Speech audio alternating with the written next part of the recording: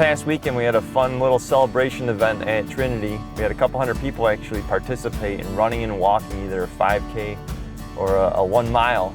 And I had the opportunity to do that also, and I didn't realize a couple things until I actually saw myself running on video in a picture of me.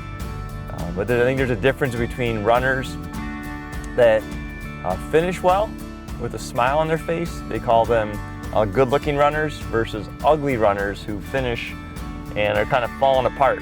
There's a guy that just gave a big thumbs up, actually the fastest guy in the whole race. Big smile, looked like it was easy, didn't see sweating on his body at all. And all of a sudden there's this guy right here with just dripping sweat. Whole shirt is just completely wet. Looks like I can't open my eyes. As I cross the finish line, I'm ready to fall down, hands on my knees, ready to perhaps throw up. I didn't, so thank God for that. But learning through life, and specifically running the race, right? Some of us run well, some of us really struggle.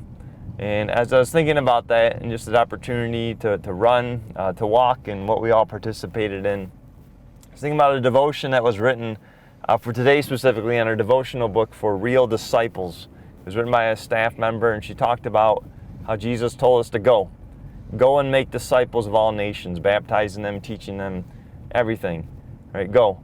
And when I think about go, I think about ready, set, go, right? That race, but the actual original language says while going, while living, doing everything you are doing, everything you are doing. And the staffer in the devotion for the day actually talked about how she's learning to do devotions in the car, time with God in the car, making disciples even in the car.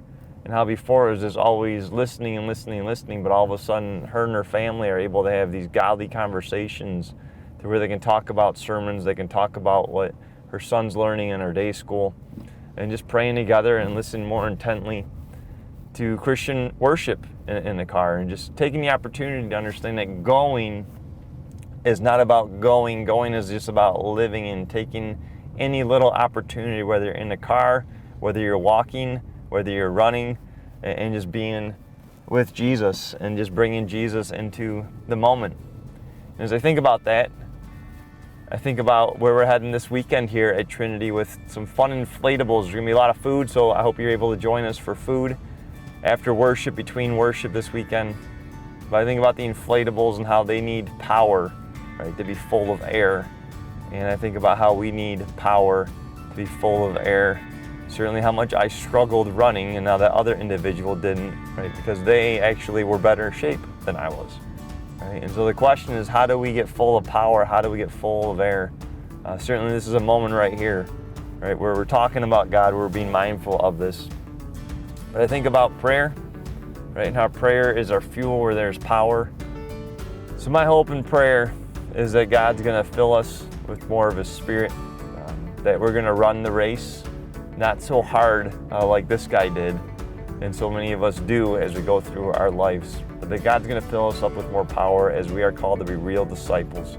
Real disciples pray, and so I pray that you spend some time with God, being filled up, talking to Him, listening to Him, so that we can be the disciples that God has called us to be, no matter where we go, no matter where we are. We are always called to share Christ's story with love. Yes, in the pain, and yes, in the good times as well. So be blessed, and we hope you're able to be with us this weekend.